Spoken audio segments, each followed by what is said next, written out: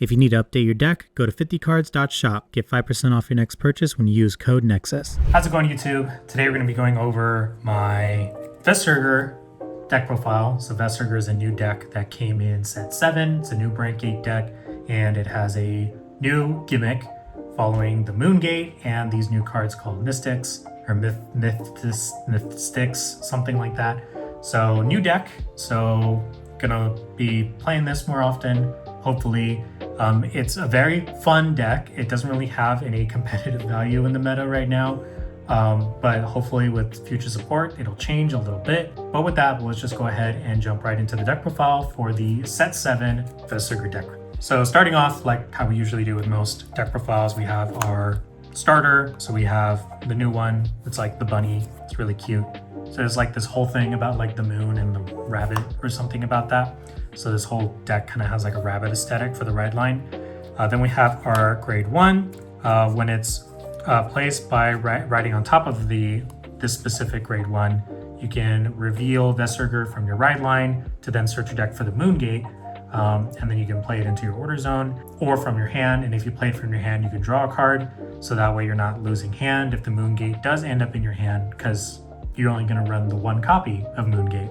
So this helps you set up your Moon Gate, which you're going to be using to put Mythics into the order zone. So sets you up for your gimmick like most Branch Gate decks. Then we have our grade 2, which is when you write it on top of Frenzel, the grade 1, you can look at the top 7 cards of your deck, and you can look for up to 2 cards with Mystic in their names, and you choose one, put it into your hand, and you put the other one into your order zone. So it kind of helps you fill hand, it helps you fill your order zone, so you can deck thin. And again, pulling 2 normal units out of your deck is really cool.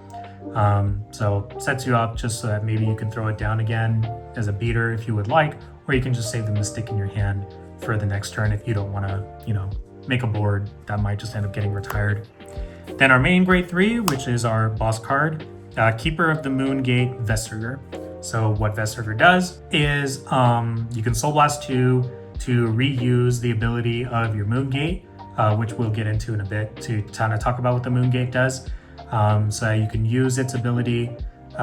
Then what it does is when it attacks, you can counter blast 1, choose up to 2 cards with Mystic in their names and call them to rear in the same column. And then your front row gets 5k until the end of the turn. It also has a passive, or not a passive, but it has a defensive ability where when your unit with Mystic is put into the Guardian Circle, you can choose a card Mystic from your drop zone and put it to the bottom of the deck to give that unit on the Guardian Circle an additional 5,000 shield. So more shield, recycling your Mystic cards, and the 5,000 shield just feels kind of small in my opinion, but it's still good just for recycling in general on defensive turns, which is nice. So before we get into the main deck, I know I usually save the order cards for the end, but I'm just going to kind of talk about the Moon Gate right now, just to kind of get it out of the way. So the Moon Gate, what it does, because you're going to be playing it early, you can only have 1 Moon Gate in your deck, so you can't have multiples. When it's in the order zone, you Energy Blast 3 and rest this card. You look at the top 7 cards of your deck, choose 1 card with Mythic in its name that is grade less than or equal to your Vanguard and call it to the rearguard circle. But if you have a grade 3 Vanguard with Veissrugr in its name, instead of choosing 1, you can choose 3. You can then call 1 of the 3 to rear, and the other 2 go into your order zone. So that way, you can, once you hit grade 3, you start ramping the Mystics. So, but you use this pretty much every turn. So the minute you can play it, if you have the energy, rest it, put a Mystic into, or choose a Mystic with grade less than or equal to your Vanguard, call it to rear. So typically once you hit grade 2, you start using this and kind of go from there, just ramping your Mystics. And then once you hit grade 3, you're just massively deck thinning and setting up, because the only way to build a board is to use the Moon Gate, use the Moon Gate twice because of Veissrugr, and then use Veissrugr's ability to call them from the order zone to your rearguard circle. So you can kind of think of it as like a paladin deck or like a filtering deck, but you just go through more loops to pull the cards from your deck to your rearguard circle. It's just, going through a little hoop to get there. But with that, we're going to go ahead and jump into the main deck so you guys can kind of see what the deck looks like. So for grade 3 normal units, we're only running 3 copies of Veissrugr. Pretty normal here just because we're doing it for the Persona ride, and obviously it has a soul cost, so you want to be able to soul blast over and over, so it helps with building the soul as well. So 3 copies of Veissrugr. Then getting into our mystics, we are running 4 copies of the first mystic Wolfrang. Yeah, that's Wolfzahn Rosener. So it's the first mystic. There's like 3, I think, that were hinted at, and the second one has already been released in Japan. But we got the first one in English. So what this does is when it's placed on rear, if you have a grade 3 Vanguard of Veissrugr in its name, when it attacks, you can choose one of your opponent's rear guards in the front row, and this unit attacks that unit as well. So helps with a little bit with some board clearing, which is nice.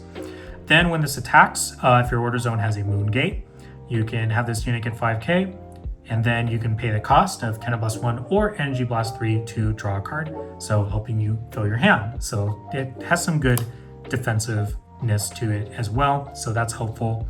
Then, this is the fun part. There's this funny card called Crowning Crow Ring Mystic Ravenrog. What it says is you can have up to 16 copies of this card in a deck. And then also if you have a grade 3 Vanguard of Veissrugr in the same, this gets boost. So because of that, we are running 4, 8, 12, 15 copies of the Crow. So the reason for that is because this is the only other mystic in the deck at the moment. So in order for us to get off our card effects, we're just basically using Moongate to fill our order zone with this card particularly over and over again, and regarding with this card and recycling with this card. So this is the only mystic that we have right now besides the wolf to play throughout the deck. Luckily we can run 16 and they have boost. So that's just the funny thing about the deck. So to play this deck, you're gonna need anywhere between 14 to 16 copies of this card until we get the next set where you can reduce it for the new mystic that's in set 8. But that's all it does. It's just a booster, and you can have multiple copies of it in a deck. So that's all it really is. It's just a search target. But that's it for the grade 2s. Now we're gonna get into our grade 1s. So because the deck likes to use Counterblast and it likes Soul, I decided to go with Bulbamine.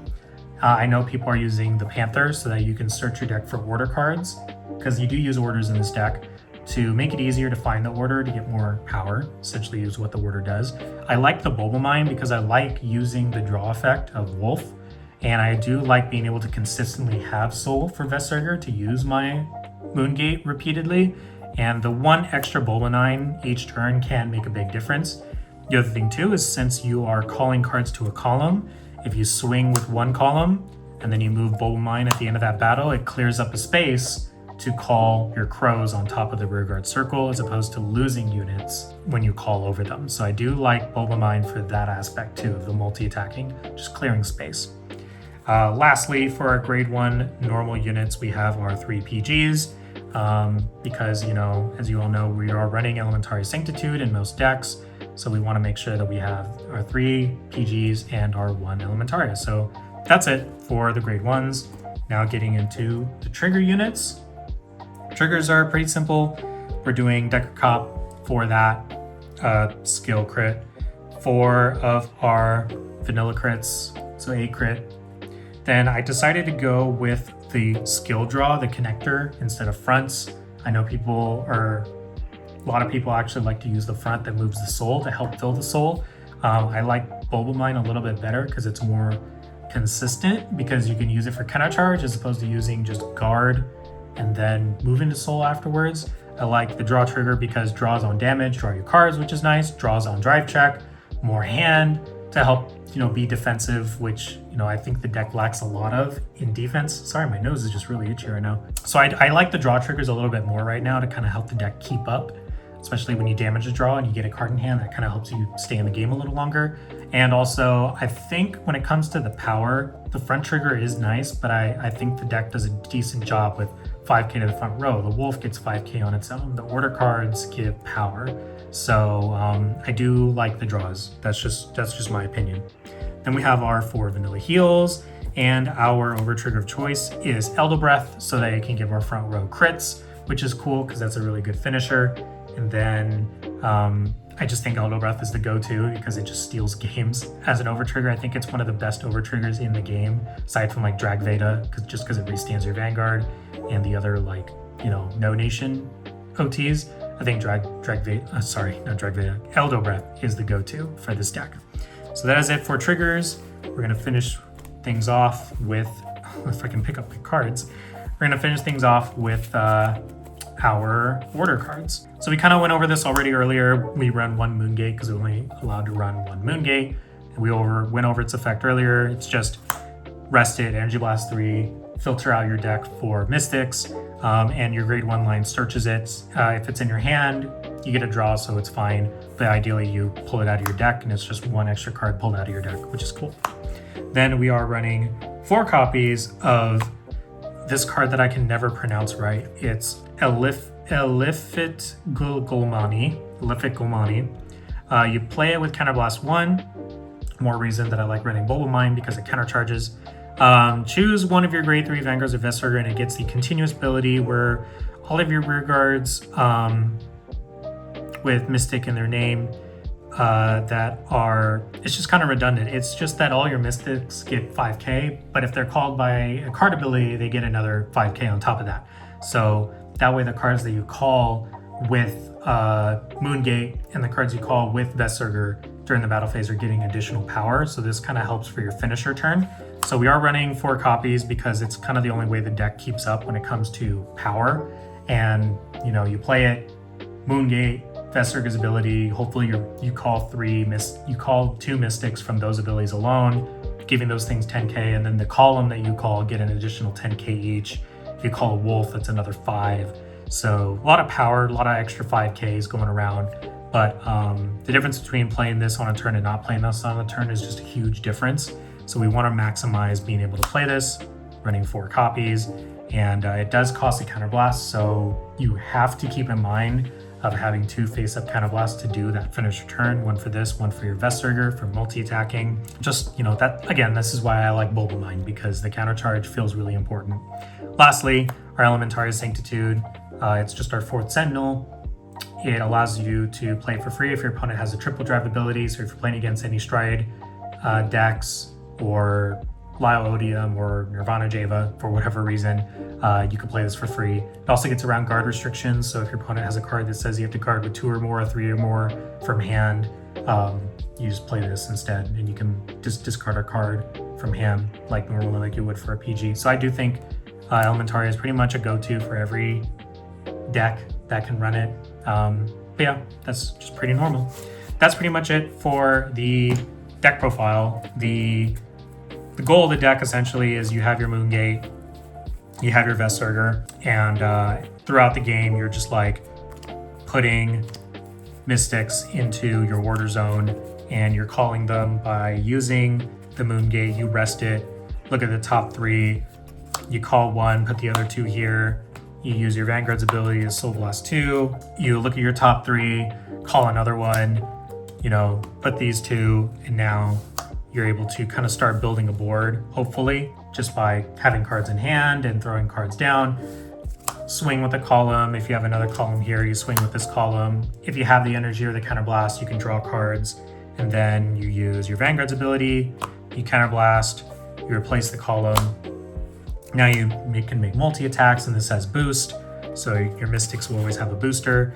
I like to have it set up kind of ideally where if I have Bulba Mine kind of set up, that way if I decide to do this, if I only have 1 counterblast face up, I can still counterblast 1 with this, draw a card, use Bulba Mine to unflip, and then now I have Soul for next turn, use this, counterblast, call another column, and that way I cleared up space in the back row instead of losing cards, and then I have Soul ready for the following turn if I don't Persona Ride. So that's where Bulba Mine comes into play.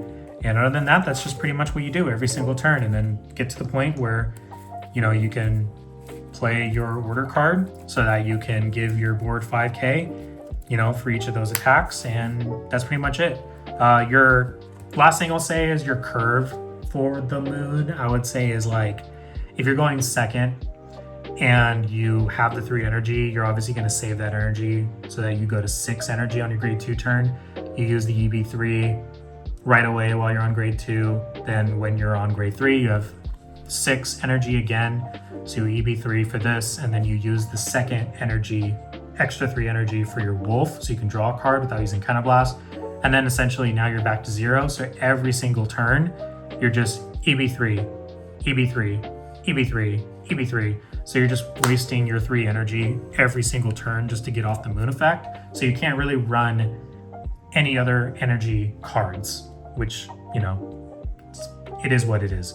Maybe there would be a cool future Mystic card that energy charges so that you can use multiple effects of your energy blasting cards, or even run support cards that energy blast, which would be nice.